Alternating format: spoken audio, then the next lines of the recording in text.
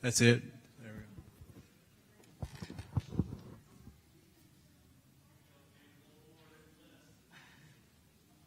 We have to juice it up a little. I don't know. Can everybody hear me okay with this mic? Yeah, we're good.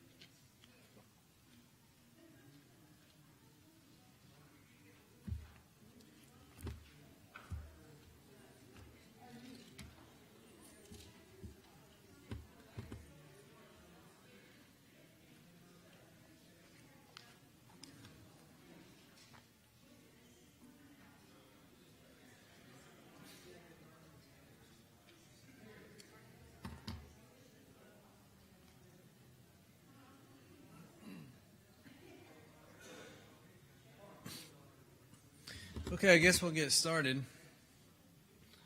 I was my my phone's got a little different time than the clock, so I think we're 6:30 something. So we're good to get going. Before we start, as usual, we'll have our opening prayer. Does anybody have any prayer requests? Anybody we need to mention?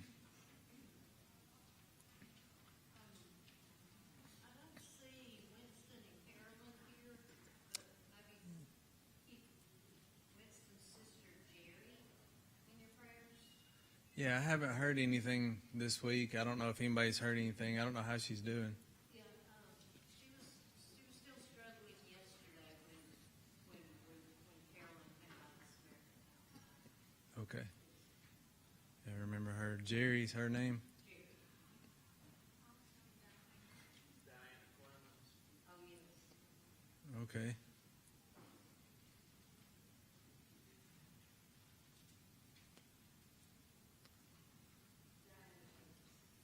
Okay, Diana Clemens.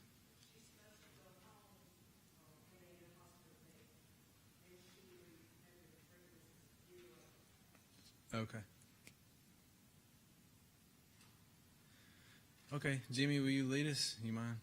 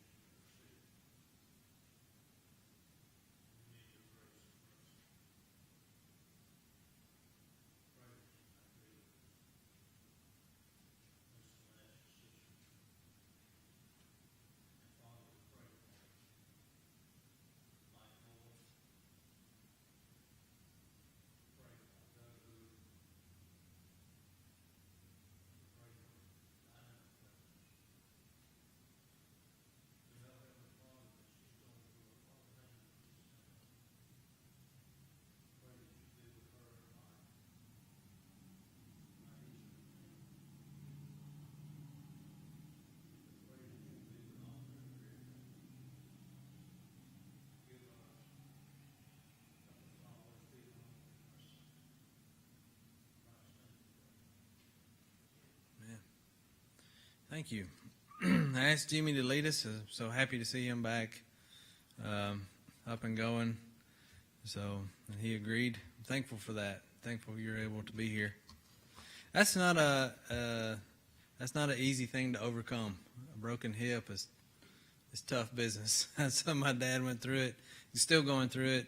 And when he was in the hospital, the nurse told him it hurts, and it hurts really bad. So yeah, it's tough to be up and about. We're going to be in chapter 9, Hebrews 9.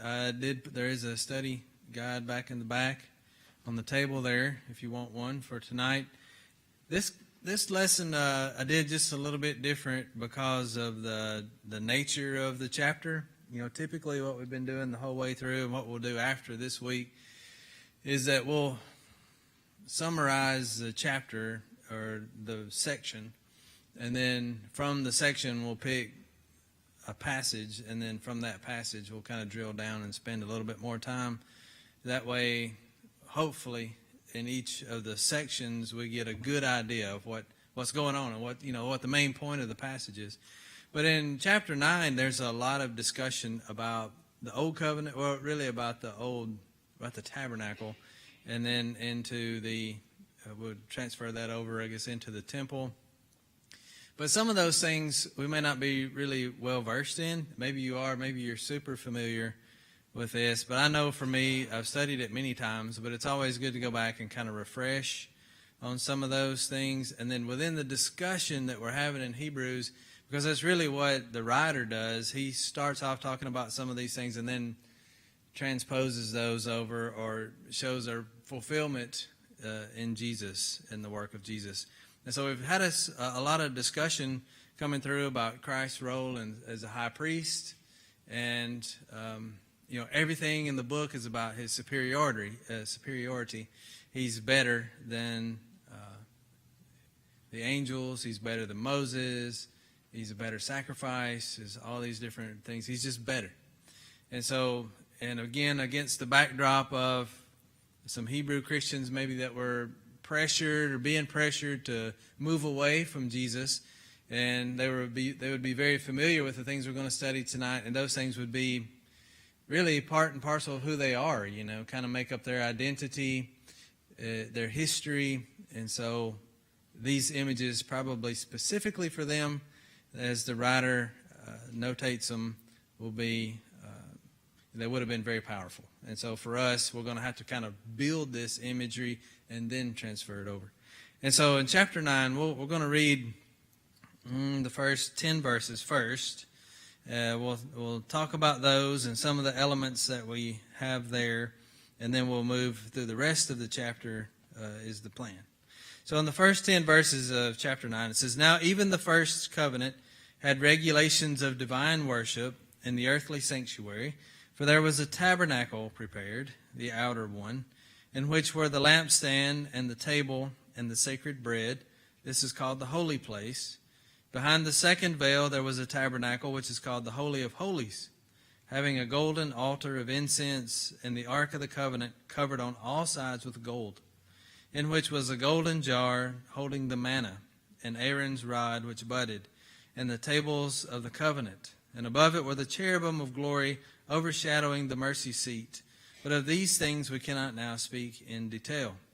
Now when these things have been so prepared, the priests were continually entering the outer tabernacle, performing the divine worship. But into the second only the high priest enters once a year, not without taking blood, which he offers for himself, and for the sins of the people committed in ignorance. The Holy Spirit is signifying this, that the way into the holy place has not yet been disclosed while the outer tabernacle is still standing, which is a symbol for the present time. Accordingly, both gifts and sacrifices are offered, which cannot make the worshiper perfect in conscience, since they relate only to food and drink and various washings, regulations for the body imposed until a time of reformation." So that is our passage that we're going to begin with. But before we start answering questions or working through a sheet, I want to turn over and read some Old Testament passages to kind of hopefully maybe clarify a little bit in Exodus 25. And these references are on that sheet there under number 2. But let's turn over and read Exodus 25. We're going to read all 3 of those and one more, at least part of them.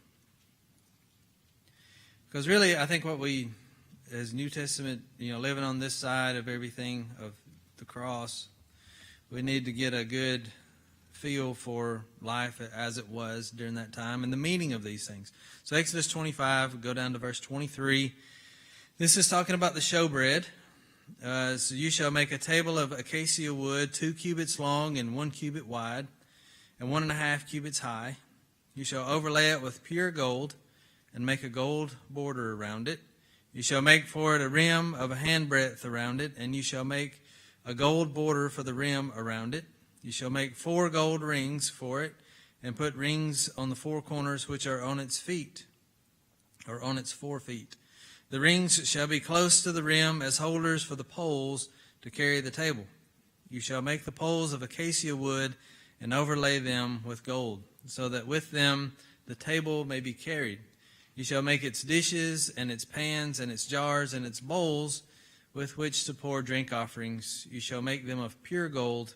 You shall set the bread of the presence on the table before me at all times. So that's Exodus 25. Well, let's read a little bit further. I have on here all the way down to verse 40. It says in verse 31, Then you shall make a lampstand of pure gold. The lampstand and its base and its shaft are to be made of hammered work. Its cups, its bulbs, and its flowers shall be of one piece with it. 6 branches shall go out from its sides, 3 branches from the lampstand from its one side, 3 branches of the lampstand from its other side.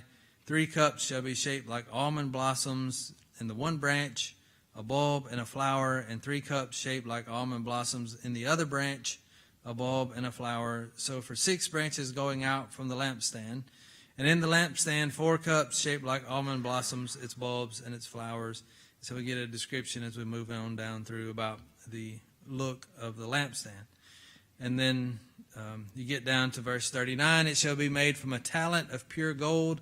With all these utensils, see that you make them after the pattern for them, which was shown to you on the mountain. We had that, remember, last week in chapter 8 as a quotation. And so flip over a page or so to chapter 26, verse 35 of Exodus. It says, You shall set the table outside the veil and the lampstand opposite the table on the side of the tabernacle toward the south, and you shall put the table on the north side. So the table and the lampstand are sitting in the first part of the tabernacle. Flip over to Leviticus chapter 24. And all these passages will make more sense maybe as we get on into our sheet, or our sheet will make more sense if we read the passages. I'll put it that way. Chapter 24, verse 5. Then you shall take fine flour and bake 12 cakes with it. 2/10 of an ephah shall be in each cake. You shall set them in 2 rows, 6 to a row, on the pure gold table before the Lord. You shall put frankincense on each row, that it may be a memorial portion for the bread, even an offering by fire to the Lord. Every Sabbath day he shall set it in order before the Lord continually. It is an everlasting covenant for the sons of Israel. It shall be for Aaron and his sons, and they shall eat it in a holy place, for it is most holy to him from the Lord's offering by fire, his portion forever. One other thing I want to read before we get, well, I tell you what. Yes, let's go ahead and read it. In chapter 16 of Leviticus, this is about the Day of Atonement. I don't know if maybe you've studied a lot about the Day of Atonement, but the Day of Atonement was a special day once per year. And let's see the regulations regarding the Day of Atonement. In chapter 16 of Leviticus, verse 1 says, Now the Lord spoke to Moses after the death of the 2 sons of Aaron, when they had approached the presence of the Lord and died. The Lord said to Moses, Tell your brother Aaron that he shall not enter at any time into the holy place inside the veil, before the mercy seat, which is on the ark, or he will die. For I will appear in the cloud over the mercy seat. Aaron shall enter the holy place with this, with a bull for a sin offering and a ram for a burnt offering, He shall put on the holy linen tunic, and the linen undergarments shall be next to his body. And he shall be girded with the linen sash, and attired with the linen turban. These are holy garments. Then he shall bathe his body in water, and put them on. He shall take from the congregation of the sons of Israel 2 male goats for a sin offering, and 1 ram for a burnt offering. Then Aaron shall offer the bull for the sin offering, which is for himself, that he may make atonement for himself and for his household. He shall take the 2 goats and present them before the Lord at the doorway of the tent of meeting. Aaron shall cast lots for the 2 goats, 1 lot for the Lord, and the other lot for the scapegoat. Then Aaron shall offer the goat on which the lot for the Lord fell, and make it a sin offering. But the goat on which the lot for the scapegoat fell shall be presented alive before the Lord, to make atonement upon it, to send it into the wilderness as the scapegoat. Then Aaron shall offer the bull of the sin offering, which is for himself, and make atonement for himself, for his household, and he shall slaughter the bull of the sin offering, which is for himself. He shall take a fire pan full of coals of fire from upon the altar before the Lord, and 2 handfuls of finely ground sweet incense, and bring it inside the veil. He shall put the incense on the fire before the Lord, that the cloud of incense may cover the mercy seat, which is on the ark of the testimony. Otherwise, he will die. Moreover, he shall take some of the blood of the bull and sprinkle it with his finger on the mercy seat on the east side. Also in the front of the mercy seat, he shall sprinkle some of the blood with his finger 7 times. So there's more regulations here concerning those things. Then you get down to, let's jump down to verse 20. When he finishes atoning for the holy place and the tent of meeting and the altar, he shall offer the live goat. Then Aaron shall lay both of his hands on the head of the live goat, confess over it all the iniquities of the sons of Israel and all their transgressions in regard to all their sins. And he shall lay them on the head of the goat, and send it into the wilderness by the hand of a man who stands in readiness. The goat shall bear on itself all their iniquities to a solitary land, and he shall release the goat in the wilderness. And so we move on down through to verse 29. This shall be a permanent statute for you. In the 7th month, on the 10th day of the month, you shall humble your souls and not do any work, whether the native or the foreigner who sojourns among you. For it is on this day that atonement shall be made for you to cleanse you. You will be clean from all your sins before the Lord. It is to be a Sabbath of solemn rest for you, that you may humble your souls. It is a permanent statute. So the priest who is anointed and ordained to serve as priest in his father's place shall make atonement. He shall thus put on the linen garments, the holy garments, and make atonement for the holy sanctuary. And he shall make atonement for the tent of meeting and for the altar. He shall also make atonement for the priest and for all the people of the assembly. Now you shall have this as a permanent statute, to make atonement for the sons of Israel for all their sins once every year. And just as the Lord had commanded Moses, so he did. And say, okay, so that's a lot of reading that we did there. But there's a lot of elements that are put into place. Now, this is what we're sort of, last time we talked about a better covenant. We talked about how, because of Jesus, we're able to now have a better covenant that is not a copy and shadow of the things that previously existed. Well, the things that previously existed were those things. And so the tabernacle, just a tent. And within the tent, so just we get the visual, there's an outer area. And then the first, you go into the tent, there's the holy place. And that's where some of these elements are that we're going to talk about. And then there's another veil, and then the holiest, or the most holy place, it says in some translations, or the Holy of Holies. And so that was where Aaron was only allowed to go, or the high priest, only once per year. And so all those things in a physical sense, if you think about them now and you kind of get a visual of the progression of walking into here, and you think about the warning given to Aaron, if anybody goes past that second veil, past that veil, except for that one day, without all those preparations, he'll die. You can't come into the Lord's presence, without making those preparations to be cleansed from sin and to be holy. And so if you think about those things in a physical sense, now when we read about what the writer says about Jesus, maybe it'll help us to understand a little bit better. So let's start moving through.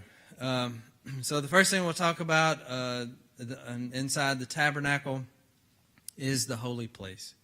And so the holy place was that first part of the tabernacle which the priests were in, and that first blank is daily. They were in, it says in this translation in chapter 9 of Hebrews, continuously, but I think they were supposed to go in daily to the holy place.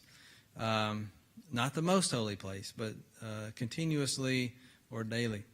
So inside the holy place, you find the lampstand was one of the things mentioned by the writer.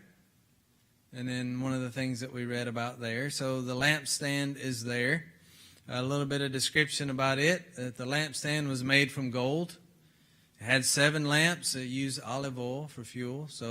And it was to remain lit continuously. So continuous light lit. Now, some of this imagery, even when you get over into Revelation, there's the lampstands are there. A light is shining. I don't know if I think it plays back into, you see some similarities between the symbolism that exists and the necessity of this light burning. And so these things are not, the more we learn about them, I think the more we'll understand about even New Testament writings. And so then you had not just the lampstand, but the table and the showbread. Now, in the old King James, when we were kids, we had to read out loud in class. Everybody said shewbread, the shewbread, S-H-E-W. It threw everybody off, so somebody would have to giggle a little bit. But showbread, is how we would say it now. And then, so we read about that too, that these, the bread was, or the table itself, also made of acacia wood, overlaid with gold. And then the showbread, or the bread of presence, 12 loaves, 2 rows, and 6 to remain on the altar. And so these were replaced, which we'll see a little bit later, weekly. And so you start thinking about this. Think about the beauty of this. Now they're carrying this tabernacle around in the wilderness for 40 years, and they set it up and they stay until the Lord says it's time to go. And then they pack all this up, and the Levites carry it everywhere around, and then they reassemble it again when they get to the next place. But always it's in the presence of the people. The Ark of the Covenant is there. It's very powerful. We don't have time to talk about all the ways, which we're probably familiar with. The Ark goes into battle before the people. It's just very, very powerful, because that's where we're going to see the Lord's presence is, in a sense, between the cherubim. And so the altar of incense is another element that's mentioned here. And so morning and evening there would be a burning of incense. And then once per year, which we read, the high priest was to take some of the coals, some of the incense, go beyond the veil into the most holy place and burn incense there. So there's a lot of physical elements. Has everybody got I didn't specifically say what goes in each blank. Was everybody caught up here? Okay, all right. And so then you have the Holy of Holies, or the most holy place, and that is behind a veil, which is like a large curtain. And so behind the veil, you had the Ark of the Covenant, and it was also made from acacia wood and overlaid with gold. You see there are some references if you want to go back and read more about that. But it was essentially like a large box.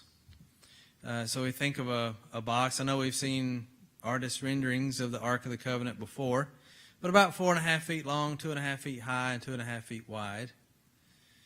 And then inside of the Ark, you had the golden, I got a typo here. It's not golden, it's golden. Pot of manna. So some of the manna that was collected from the wilderness.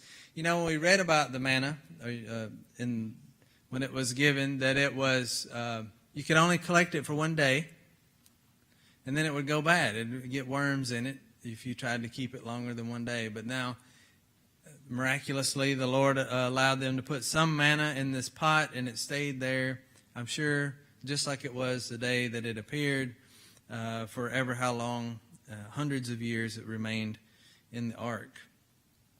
And so you had that pot of manna, you had Aaron's rod that budded. You can read about that in Numbers 17. And then the tablets of the Ten Commandments. There was the first set Moses smashed when he came off the mountain, and so the Lord reproduced him a second set. And that would be what would be inside of the ark. And so the ark was covered by the mercy seat. The mercy seat was the lid of the ark, and on the lid were two cherubim. The cherubim would be the next blank there. They were on top, and then the Lord appeared between the cherubim. When he appeared there, sometimes that's where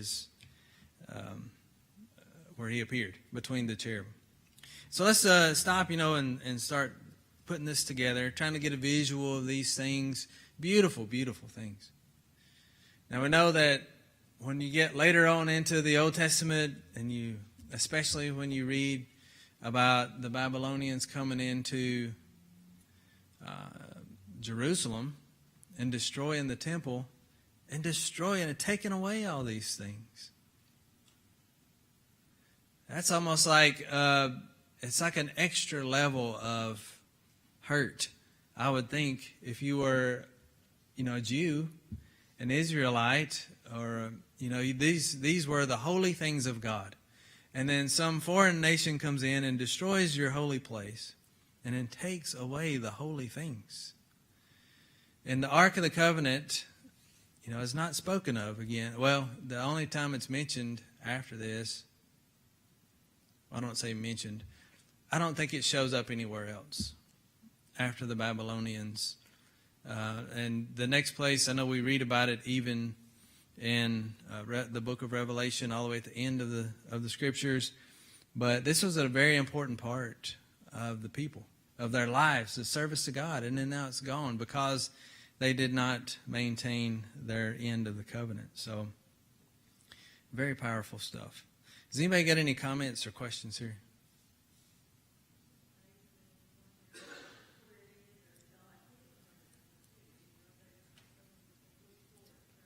Yeah. Well, we had made movies about it.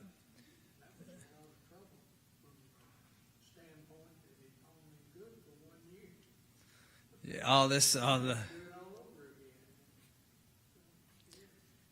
Well, and then when we talk about that a little bit more, it's really, I don't know if I put that on here or not, but the Day of Atonement. I did not put all of those details on there. But did you pick up, and you may already be familiar with this, but on the Day of Atonement, whenever Aaron goes in and he has to put blood in front of the ark, he has to put blood here, he has to put blood there, he even has to put it on the altar, he has to make sacrifices to clean everything, even the tent, even the tabernacle, even the altar, even everything was defiled because it was in the middle of sinful people. And these are all physical elements that were there, and the writer is going to tell us that they're all representative of something better. So we see the limitations of those things. Okay, so the regular practices, the holy place, the morning, every morning and every evening, the priest would go in and perform services. We read earlier that they got to go in and trim the lamps. They have to offer incense, and they have to replace the showbread on the Sabbath. So every week they have to put new bread in. And I think, now we did not read about what's outside of the tabernacle because it's not mentioned here in the text, but the burnt offering, the altar of burnt offering was outside where they offered sacrifices, if I remember correctly from the book of Leviticus, twice per day. Morning and evening, I think they had to offer sacrifices as well. And I think that's right. I'd have to go back and confirm that. But anyway, that was constantly, they were dealing with sin all the time. and doing these things to constantly maintain everything that was in place. And so the Holy of Holies, which we did read about that on the Day of Atonement, one time per year, the high priest was allowed to enter, and there he would offer incense, and he would sprinkle the mercy seat with blood of a bull. And so even the mercy seat where God will appear, he has to sprinkle it with blood with his finger, 7 times. He had to offer blood, a sacrifice for himself, for his family. Now, we've read all these things in Hebrews. And now we'll go back and see how it was directed from the get-go. And sprinkle the mercy seat with blood of a goat as a sin offering for the people. In chapter 9, what we just read in verse 7, you see here it says, "But into the second only the high priest enters once a year, and not without taking blood, which he offers for himself, and for the sins of the people committed in ignorance." So even sins they didn't even know that they committed. They had to offer sacrifices even for those. So all this work of the high priest and everything that is taking place. Now, we spent all those time, I think we spent maybe three separate sections so far talking about Jesus as the high priest. I am very thankful. It definitely is a better covenant. But we have a high priest who now resides inside the veil, and not in a physical sense. So you think about the importance of Christ's work and the argument that the writer's making in Hebrews about how much better the covenant is, built on better promises, a better covenant. And so it's more powerful, which that's the whole point of this discussion that we're reading now, or that we're in now, talking about all these wonderful things that God has brought to bear through Jesus. One time. In which that'll carry on even into chapter 10 will still be. That's so important that it's brought up and mentioned a few times. The point is made. And so let's read a little bit farther in chapter 9, and then we'll get into the next section. But in Hebrews 9, beginning in verse 11, it says, "But when Christ appeared as a high priest of the good things to come, he entered through the greater and more perfect tabernacle, not made with hands, that is to say, not of this creation." Now, we emphasized when we read in the Old Testament passage about all the work that had to be done. It's made out of wood. It's overlaid with gold. There's hammered work. All of this is handmade, human-made, with hands. Christ is transcended now into the tabernacle not made with hands. It says in verse 12, "And not through the blood of bulls, or blood of goats and calves, but through his own blood he entered the holy place once for all, having obtained eternal redemption. For if the blood of bulls, of goats and bulls, and the ashes of a heifer, sprinkling those who have been defiled, sanctify for the cleansing of the flesh, how much more will the blood of Christ, who through the eternal Spirit offered himself without blemish to God, cleanse your conscience from dead works to serve the living God. For this reason he is the mediator of a new covenant, so that since a death has taken place for the redemption of the transgressions that were committed under the first covenant, those who have been called may receive the promise of the eternal inheritance. For where a covenant, or some translations may say a testament, for where a testament is, or a covenant is, there must of necessity be the death of the one who made it. For a testament is valid only when men are dead. For it is never in force while the one who made it lives. Therefore, even the first covenant was not inaugurated without blood. For when every commandment had been spoken by Moses to all the people according to the law, he took the blood of the calves and the goats with water and scarlet wool and hyssop, and sprinkled both the book itself and all the people, saying, "This is the blood of the covenant which God commanded you." And in the same way he sprinkled both the tabernacle and all the vessels of the ministry with the blood. And according to the law, one may almost say, all things are cleansed with blood, and without shedding of blood there is no forgiveness. So let's stop there for a minute and come back to our page here, Roman numeral number three, symbolism and limitations. So, symbolism. We read last week in chapter 8, verses 4 and 5, that those things were just a copy and a shadow of what was to come. Now, we talked about the Old Covenant last week, and we talked about that passage in Galatians in chapter 3, where it talks about how the law was a schoolmaster or a tutor to bring us to Christ. All of those elements were put in place by Almighty God because He is wise and gracious. Now, He put those things in place. Now, sometimes we maybe are a little bit too dismissive as Christians now, probably because we never lived under that system or saw that about the importance of those things at that time and how the purpose that it served. It essentially taught God's people for thousands of years how to be God's people, and taught us now. But how could you understand, really? It's hard enough to just piece this together, what the Hebrew writer is saying, but really, how could you digest this if you did not have that to look back to, read about, and once you grasp those things, okay, yeah, now I understand.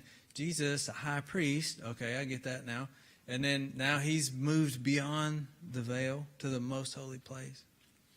And so those things were great, and they served the purpose, but they were just a shadow of what was to come.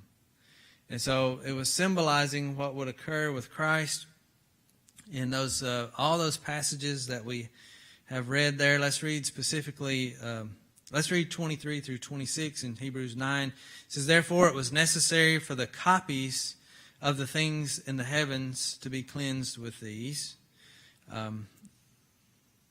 But the heavenly things themselves," so all those earthly things that we read about, the tabernacle, were just copies of what is actually in heaven. It says, "But the heavenly things themselves with better sacrifices than these. For Christ did not enter a holy place made with hands, a mere copy of the true one, but into heaven itself, now to appear in the presence of God for us.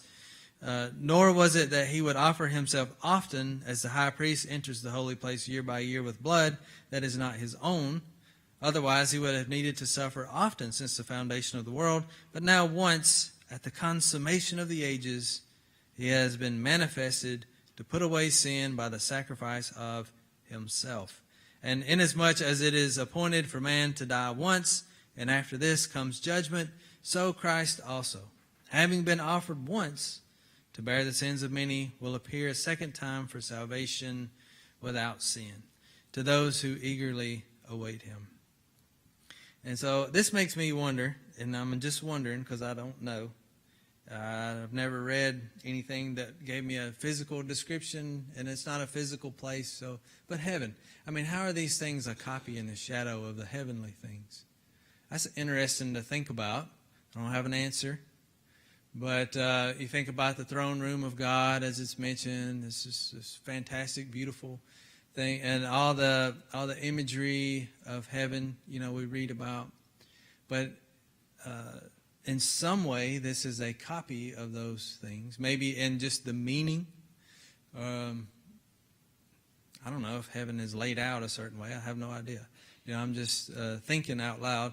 But to me, it's just wonderful to consider that God would give us some kind of copy of heaven on earth, that we can now draw a picture of it, make a model of it. Those people actually got to see it, and it represented what is actually there in heaven. So I think it's great. But does anybody have any comments or questions there? Okay, so we read there under symbolism, number 2, symbolizing what would occur with Christ. We read those passages. The way into heaven had not yet been made known, there in verse 8. And so there was limitations. The gifts and sacrifices could not make one perfect in regard to conscience. This is what the writer says, in regard to conscience. You could not be made perfect. I'm going to read these next 3, and then we'll come back and talk a little bit about that conscience. And so they're physical elements. They were all physical things. Everything is man-made, physical things. And talking about food and drink and washings, and they were all meant to be just temporary things. That passage in John 4, we know it very well. There's coming a time, Jesus says, when we're going to worship in spirit and in truth. And so there's a new way that we were going to worship. The old ways, moving from the physical thing where you're worried about this mountain or that mountain, and now you're looking at you and your relationship with God. So our focus now is worship in spirit and in truth. So let's go back and think about that passage there, speaking of conscience. But it does say, that, and I think this is confusing to a degree, but those sacrifices were made to deal with sin and to purify the flesh. So was there forgiveness of sin?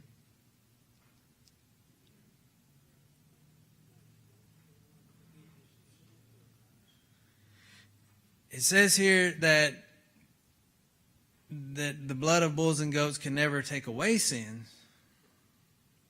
But I think that's the confusing part. I think maybe it dealt with sin at that moment, at that time period, but it's not a permanent fix. And it could never handle the inside change. Now, what does the blood of Christ do? It cleanses us how often? Continuously. Yeah, continuously. And it cleanses us, our conscience and there's no need now for all the washings. There's no need for the ceremonial things that took place. Now this, I got to tell you, it is a little bit confusing sometimes for me to think about, like, okay, I know that everything that was going on in the Old Testament was not useless. And there was sin, and it had to be purified, and it had to be purged, and for forgiveness of sin, you had to offer all these things. But it's not a permanent fix. It couldn't handle, it wasn't enough to handle the problem, right? It was a copy and shadow of what was to come. And so when the Lamb of God is taken, on the cross, and his blood is shed, again, think about this. Now, how many generations of people and how many animals were sacrificed to constantly try to deal with sin? The severity of sin jumps to mind. The ugliness of sin jumps to mind. The dirtiness of sin jumps to mind. The darkness of sin jumps to mind. And the cost, the price of sin comes to mind. And the power that is wrapped up in Jesus and his sacrifice swallows all of that. And so that it's just from God. It's amazing. But I think when we refer to conscience here as well, your conscience has to do with your thinking, your heart. And so I think maybe we're going to end up in chapter 10, pointing back to what we read in chapter 8 about, knowing God, to do your will. And so in verse 16 of chapter 10, 16 and 17, he's going to repeat those same verses again from Jeremiah 31, talking about how, that this covenant I will make with them after those days, says the Lord, I will put my laws upon their heart, and on their mind I will write them. He says, and their sins and their lawless deeds I will remember no more. That forgiveness of sin, that element of knowing God, it's more internal than external. It's your soul and spirit. It's really, we're living in a different time, under a different covenant that is more about our spiritual relationship with God than it is the physical cleansing of the outer body. All right, has anybody got any comments? I know there's some people in here who's very well studied on this. If you got anything to add, I would appreciate it.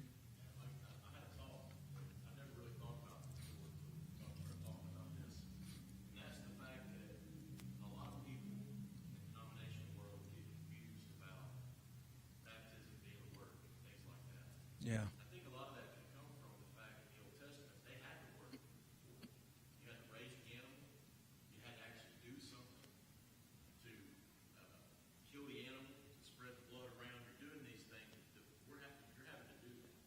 Yeah. And I think they get confused in the way that in baptism, you're not doing anything. It's just being done to you. Mm-hmm. It's not a word like it was in the Old Testament and how they had to do those things. And, I never really explained that to someone when talking to them about it. I think that might be a way to explain how it can get confusing. But at the same time, it's very clear that that's not actually the work you're doing. Right. I think that's a great point, too, because a lot of those things are, we do have these discussions sometimes about instrumental music and such, things that were common under the old covenant or before Christ. And then now we've just had this discussion now about how we're switching from physical to spiritual, in spirit and truth.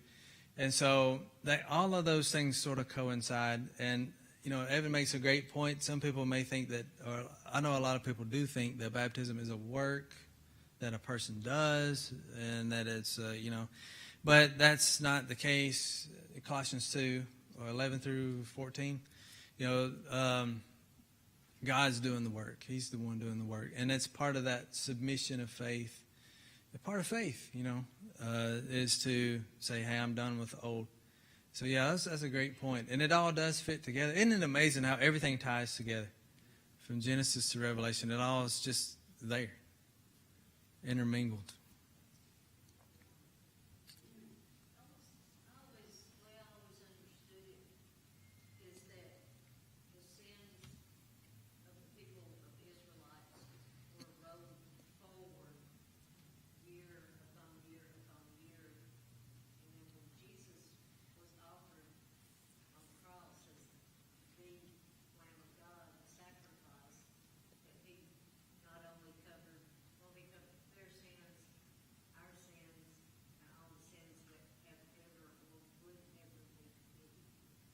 So that's what I was taught, that sins were rolled forward onto Jesus. Yeah, that's what I think within this text, probably you're going to pick up on some of that same language. I think that, and I'll tell you, I don't 100% understand that myself. And I think if somebody else does and you can explain it perfectly, I would be happy to hear it. But that's the way I have also been taught. And I think the passages that we are studying here and in chapter 10 are going to sort of point us in that direction. And even Romans chapter 3, where it talks about God and his forbearance passed over the sins, until the time of Christ. So I think if that is the case, it just points more at the power of Jesus and the blood of Christ.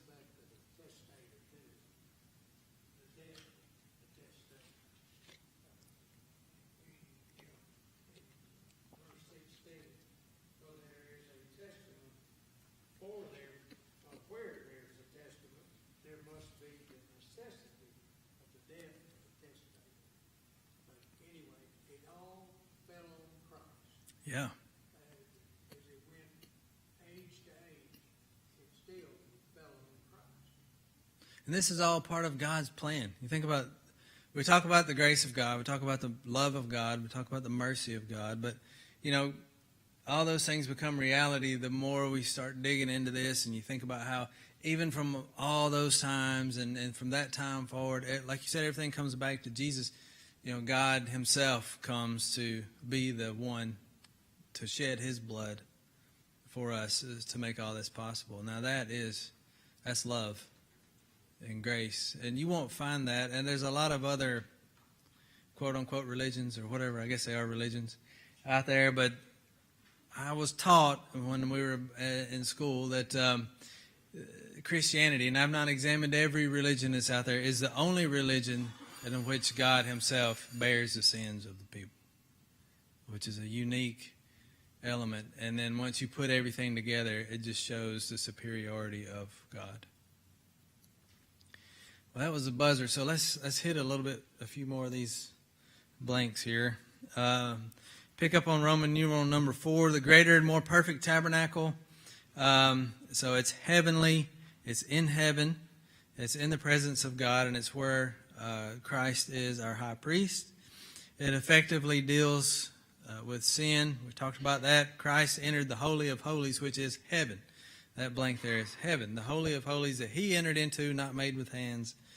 I think in verse 24, maybe it's where into heaven itself. It says there in verse 24 of chapter 9. And so, just like the earthly high priest, there was blood that was necessary, not animal blood, but Christ's blood once for all instead of once per year. And then we talked about already the power of the eternal redemption that comes about and the power of the blood of Christ. And so talking about cleansing the conscience, again, we've talked about this, but cleansing our conscience from dead works, probably the just sinful things, a futile way of life. Now, there should by necessity be, right, a change in a person when you become a Christian. I mean, God changes you. Behold, all things have become new. You're a new creation in Christ. So there should be a difference between how you were and how you are. There, if not, something didn't go right. Your faith is there to change you because God has changed you.